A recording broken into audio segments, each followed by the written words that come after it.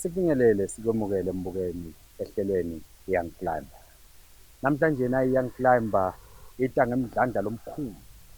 Funa ukukulethela lwazi ngenzaba yemabhizinisi nenzaba yetimali. Abantu labasha bafuna ukuqala amabhizinisi. Mana bathi imali itholakala kuphi noma sowufikile utithola njani. Sihambile ke mbukeli sahamba sayofuna umphathi we-youth fund yala ekhaya Eswatini ngoku. Aseke tatosita ukuthi leti mali lekuthiwa tikhona kebantu labasha sendiwa yini thina kungatithola. Singatithola njani thina lesicabanga ukuthi sinawo umdlandla lomabhizinisi. Uma singatitholi siyasitakala yini, sisitakala kanjani. Khona ke babe Maziya namhlanje na ehlelweni lesimcelile lophethe khona lapha ka youth fund ukuthi atasisita asewede kulowo mkhakha. Uyawukhumbula ke mbukeli ukuthi i-Young Climber ikhona la Eswatini TV, ikhona ka-VOC, ikhona futhi nakubo Facebook lapha bo social network. Kanti futhi i-Young Climber iye iphinde ihluphe iphume ite kuwe lapho esikolweni emabandleni noma nangikuphi ke lapho khona kuhlangane khona bantu labasha.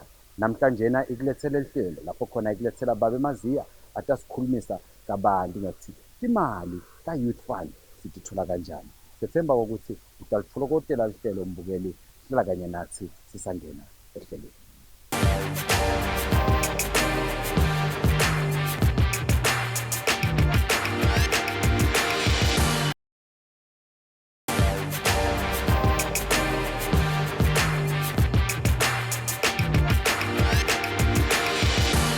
Babe Mcango, asibonga ukuthi ube kanye nathi ehlelweni Young Climber. Mhlawumbe nje Mcango umuntu angacala la kutheni sike sabona kuthiwa kune youth fund. Kwathi nya seva ukuthi seyiphindze seyibuyile masithola sikhanza kunemcango. Ngabe benikuphi Mcango mawubuya sewubuya kuphi bowuyephi mhlawumbe nje mawungasithi nje hlaba hlosi lapho. Ngiyabonga Bhekizwe. I-youth fund ya-establishwa nga-2008. Okay. Le kwakuliphupho lengonyama ibona ukuthi abantu labasha bayahlupheka bashoda ngemisebenzi bakhungethe bukhulu. Yase-ke ithi-ke yathi-ke ngalo sekude le misebenzi la bangaqashwa khona akube nendlela uhulumende angasukumisa njani isikhwama la bangaboleka imali khona. Kusho kahle-ke ukuthi yasukuma ngalo 2008 yase seyiyanyamalala. Ngidawuthi-ke kehlatshwako ekusukumisweni kwayo nga-2008 le hulumende naye kwakukwekucala kwakhe ukuthi angasukumisa isikhwama sekubolekisa kubantu labasha. Kwakukunengi lokufunza etinhlangothini tonke lokufaka ekhathi kuye uhulumende kulaba behhovisi ukuthi nabo bacale basukumise lesikhwama. Kwaba kunengi loku-understanda ukuthi abantu nasebathi ukuthi ama-operations akahulumende asebenza kanjani. Nekwakha isikhwama sekubolekisa kutawuba ngibobona labo bantu labo. Kwakhangelakala ukuthi kunema-skills la unique ladingekako kumuntu nakafane kulibhange elincane. So kufuneka-ke kube nebantu laba-understanda ukuthi kubolekisa kusetshenzwa kanjani. Kulokusebenza kwakucala-ke kwaba kunengi loku ngathi i-fund ya-take off from the wrong footing. Ngokuthi le ndlela yemigomo le yayikhona at the time yayingakhi-ke ukuthi kungasebenzeka kahle kubolekiseke imali. Lokungafaka ekhathi kokuthi nawuboleka abantu bawenze amabhizinisi kufuna utemnetise ukuthi bafundisekile ngalokwenele ukuthi bakhona ukuchuba lawo mabhizinisi. Akuzange kuba ngilokwenele-ke lokwefisa. Kufaka ekhathi lokuthi nawuboleka abantu imali yebhizinisi wena siciniseke ukuthi le mali iyangcola ebhizinisini. Kwanganakeki-ke kahle nako lokho. Abaningi kwakuthiwa nje hhayi nasuyifake ku-account mhlawumbe yayikhipha iya-account kanti abantu labasha laba labethi i-experience yokuchuba ibhizinisi basheshe balingeke bahlale bakhangeke ngezinto lezinye tingacenzani nebhizinisi. Kwaba lula-ke bese imali idayivetheke ingasayi le bhizinisi. Lokusho ukuthi lamanye amabhizinisi agcina angasukumi at all. Kodwa imali beyiphumile. kuphinde kubuyelane ukuthi-ke nawathi besibani labasha labethelekile ngabe sewenda necessary support ukuthi bayithole le experience labasawachuba lababhizinisi kwababede-ke lokho kubabamba ngesandla abantu laba lokho senje ngingabalala okumbalwa ehlatshwa ukuthi letinye tetinto letenda ukuthi lamabhizinisi egcineni kwabo konke lagcina abolekele imali angabi sustainable angatake off lamanye awo angakhoni ukubhadala lezikweletu lamanye awo kwase-ke uhulumende wabona akusiko lebesidinga bukwenzi lokungafaka ikhathi sinasehhovisi labantu labathunyiwe lokuthi abameneje lo msebenzi bayakhona yini lokuwumeneja ngale ndlela bababeke leyo ndlela yokumeneja ngale ndlela lokufanele sikumenejele wathi nakabuka-ke uhulumende ukuthi hhayi ngathi akusiko lesasinasisitumu salesikhwama safunani abantu labasha bethu imisebenzi solo emabhizinisi asiwaboni lebesathi our-finance so sayisezi le-purpose yethu lebhali wase uyayimisa-ke uhulumende ukuthi cha nathi singuhulumende sesifunzile ngoba lokunye kwako kwakungeyokuthi naye uhulumende naye bekalekelele asekhathi sokuphela sikhwama sakhe kanti phela naso sokufaka uhulumende esikhwameni sekuboleka bese kuletha lokho ukuthi uhulumende uyi-service provider bantu bese kuletha lo mcondo wokuthi into yamahhala yahulumende nangiphela uhulumende ugijima endile so ngema-lessons onke la sayafunda la endleni ukuthi cha uhulumende nasayi-establish-ile fani hlale iranela yona igijimele uhulumende utawulusa nje policy level ukuthi kusasengiko into zokwenzeka so kwasinasayimisile-ke mayise wabuka kwahamba iminyaka wenda-ke nema-investigations nema-audits ukuthi yini lehambe wrong kwatholakala ukuthi lokhu akuzendeki kahle lokhu akuzendeki kahle lokhu kwaphuma ne-report leyasho editor general kule kwakungena hambe endile wabeka kuphikha incumbi yalezinto zayo nawuwenza umsebenzi wahulumende akuwendiwa kanje akwendiwa kanje so iyathi-ke waze-ke uhulumende usasahlela buka seyimile kwabonakala yathi le nkinga le yayikhungeze uhulumende iyachubeka iyembili ayisona ika-adresseki solo bantu labasha solo bediniseleni abasha abanye abantu solo bakhongathi abuphuphi solo bayanculancula sebacala bangena etshwaleni bangena kuma-drugs sebacala kuganga kwaba uhulumende ukuthi yathi it was still a good cause kuba nale fund asesilungise-ke nyalo ukuthi sesekade sesiyazi what went wrong asale isukuma kabusha kunalama-lessons lawo ingako sowubona-ke sekuvela-ke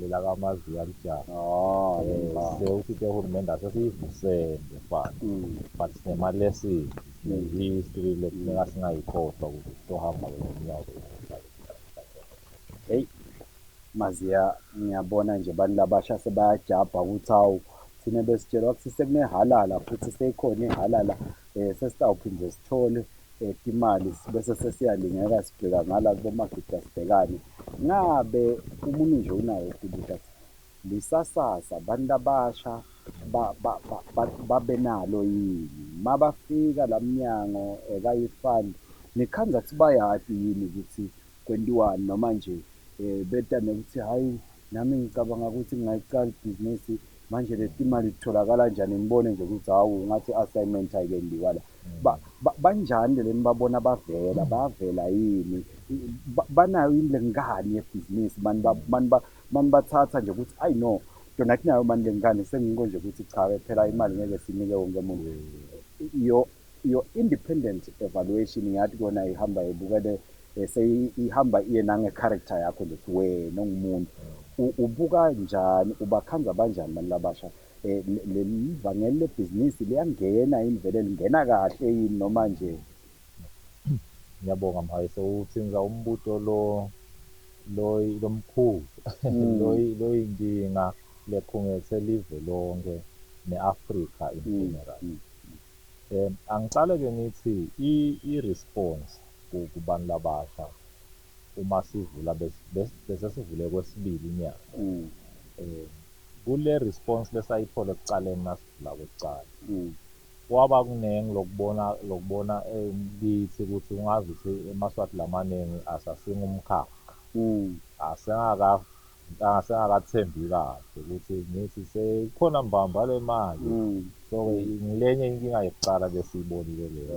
As a result sathola ama-applications langu-207 even lo. Kukhona-ke nokuthi labanye bebasengakezwa vele nokuthi i-fund seyikhona. So into yokucala-ke ngileyo in terms of i-response.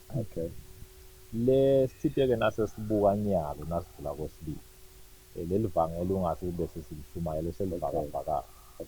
Uma ngibekisa nje nyalo inombolo siyithole ama-applications 708. Lokhu sokuthi seliyavakavakala leli vangelo nalabe basasingumkhakha sebayabona ukuthi hhayi ungathi indlosibili. Bese-ke kuyingoni lenye-ke lokuthinta ukuthi-ke the quality-ke nyalo yaleli celo abasifaka kulabantu abasha injani. Le nkinga le ngithi-ke ngiyona ikhungethe ilizwe ne-Afrika in general ngayise ukuthi vele tisha phasi leti celo. Atifiki kuleli zinga lesithi sifuna lelingakwenda ungumtshali wetimali uyifake imali yakho kwawena nje ungihlahlwa kona ungathi nje unayo imali lesalasalayo lo ngathi ngifuna abantu labasha la ngasinane liphupho leliphilako ngingamboleka le mali kwawena ngeke soyifake yakho imali.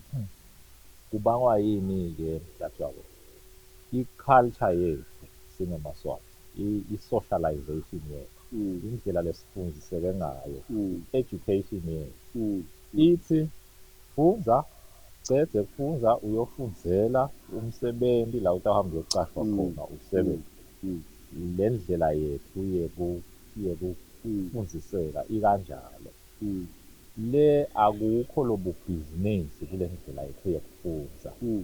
Lobubhizinisi lakisi kufika sesithi sowuhlulekile uyongena ekoliji. Sowuhleli phasi awusathi ukuthi asiphilisa ngani. Sewuthi mhlawumbe la ngingacala ibhizinisi. This is a wrong reason why you are starting business. Lo munye sowucedzile ekoliji sosiphethe le bhizinisi. Uyancula akawutholi umsebenzi. So uthi ngihleli ngendani nasitifiketi asimsile. Ngenhlanhla lembi acabanga ibhizinisi lengakhona ukuthi ifinance noma lokanye asoyacabanga leli phupho lakhe la ibhizinisi. So uzama-ke kwakha-ke leyo proposal. Lapha ngoba kukho lobu bhizinisi labo lo mcabango wakhe awufiki lapha ezingeni la utawuthi nawubuka khona wena lo asesayo ubone ukuthi lokhu uku-addressile lokhu uku-addressile lokhu cha konke ku-addressekile hhayi ngingayifaki imali yakho. Ukhanza u-addresse kubili kuthathu uselele okunye lokuthathu kuthini-ke kuwo lobolekisayo kuthiwa there is a risk lesengakamitigate. Ngawo-ke na ubolekisa imali ithi indlela yokubolekisa i-principle ungayifaki imali yakho. Ya Baba Maziya uyayibeka mbukeli mbukeli hlala kanye nathi sizatawuthi sishelele ekhefini utabuya Baba Maziya ayikhasise le ndzaba ukuthi singenta kanjani. Hlala kanye nathi mbukeli sathi sishelele ekhefini.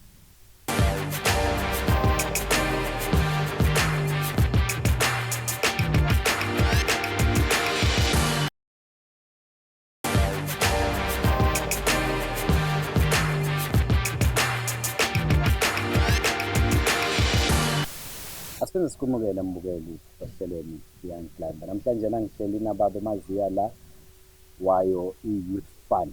Abantu abasha sebajabula mcanga ukuthi hawu nembala start ithola imali. Besawukhuluma mcanga ukuthi leli donsi lale business nabantu labasha ngathi basete kahle mani. Libhizinisi la khaya ngathi lisay by the way ukuthi mase uhluleka ungayiqala nebhizinisi.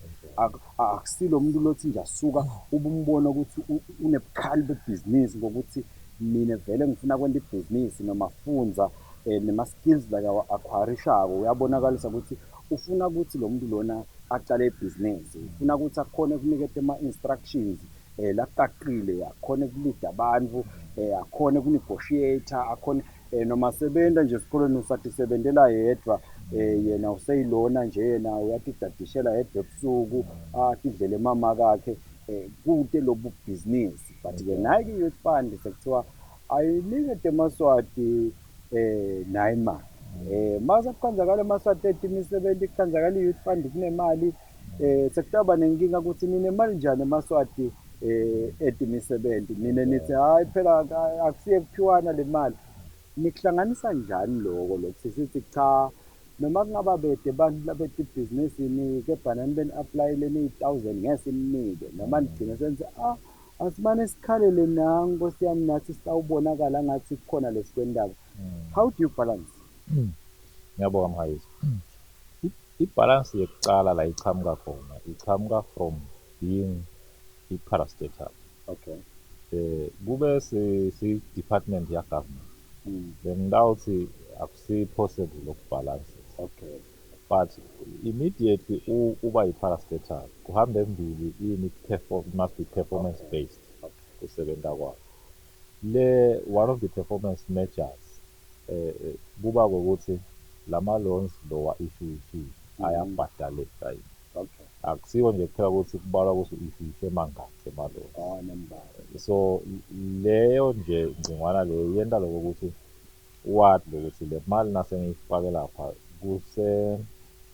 kusemgomeni noma kuchallenge yami ukuthi ngiyihambelele iziphinde zibuyisele emva. So bese kwesibili saphinde sathi siyifandi nathi noma sesinayo thina lesehhovisi le-experience yekubolekisa vele lesichamuka nayo. Saphinde sathi ngeke sonke sibe naleyo experience yekubolekisa. Kwanyalo sisayicala le fund asipartnerishe ne-intermediary finance institution. Okay. Le ngiyona isebenza kona kubolekisa futhi at a larger scale. Futhi le-understanda le-development mandate. Saze sesifuna-ke i-intermediary lesitawusi-ke yona-ke asithi banga-aplya la kayi-fund labantu abasha. Bese sithi asenisicwaningele. Sesibukile thina sabona ukuthi cha lokhu ngathi kuyaphila. Sithi thina senza i-pre-screening. Okay. Bese sithi-ke i-partner intermediary yethu ngu-IDCE. Lobeka ngu-SIDC ito. Okay. Sithi-ke asasicwaningele-ke yena kubuka ukuthi ku-viable yini. Ayiletha yini le mali.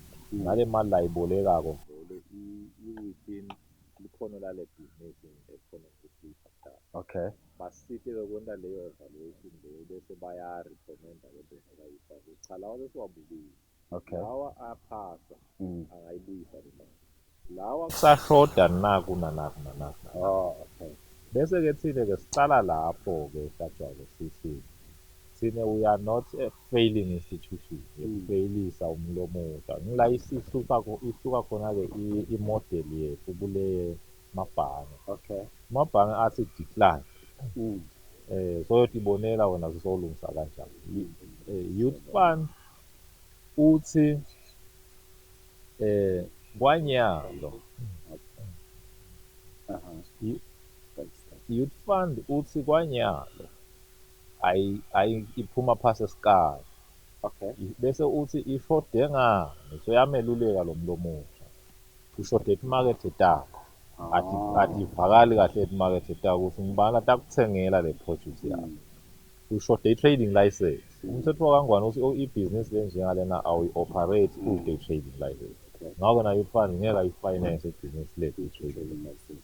Kungaba ukuthi le ndzawo leyo sebentela kuyo kusede bufakazi lobukhona ukuthi sebakunikile imvume yokuthi uyisebenzisa for le business yakho. Bese uthi ke youth fund mlomusha awuhamba olungisa natimvo na. Bese uphinde uyasibuyisa sicelo sakho ku-cycle elandelayo. Kwendela ini ukuthi kungabi khona ukuthi abantu bayafeyilisa. Abantu bayasitakala ukuthi aba-improve nama-business plans abo baphinde bawabuyise.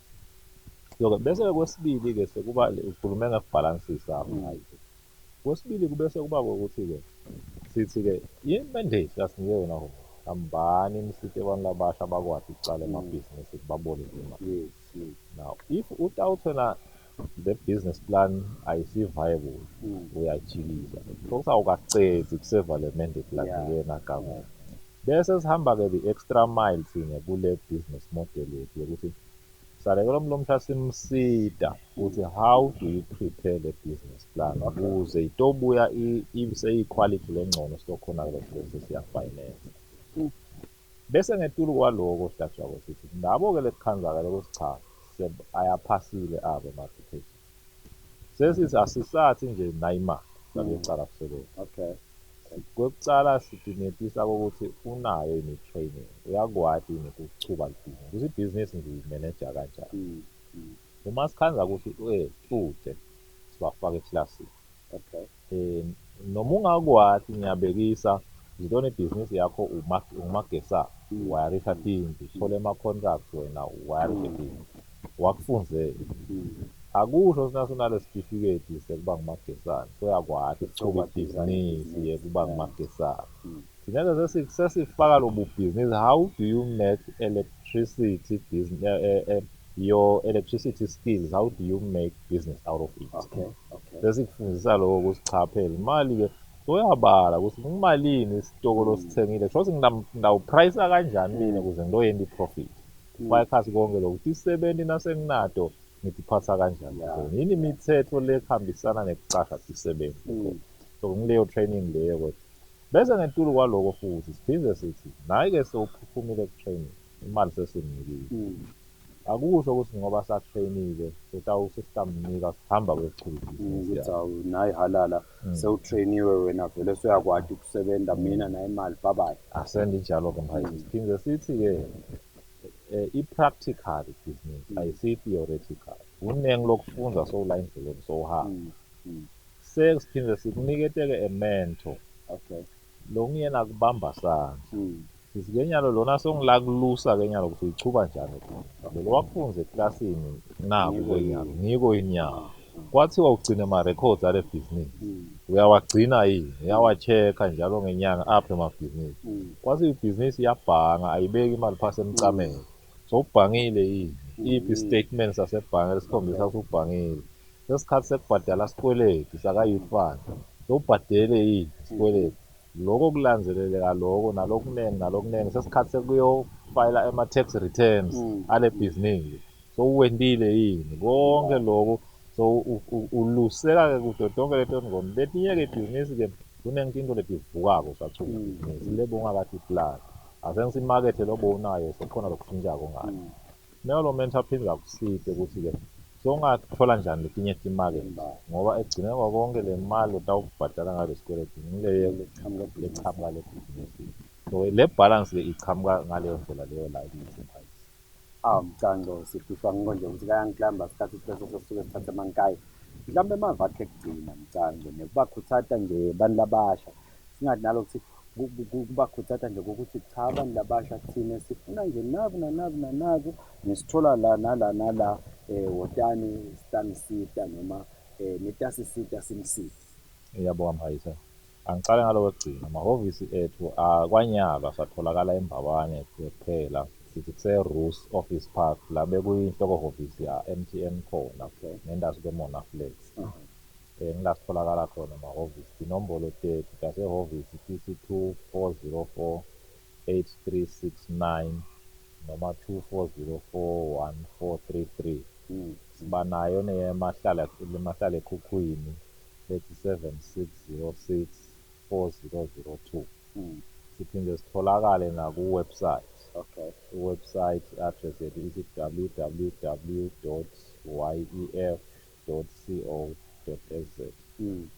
Naku-Facebook siyatholakala ku-Youth Enterprise Revolving Fund. Facebook page yethu bo-Instagram nakhona uyasithola ngayo. Bese kubantu labasha sithi uma afuna kulungiselela kuboleka imali fund.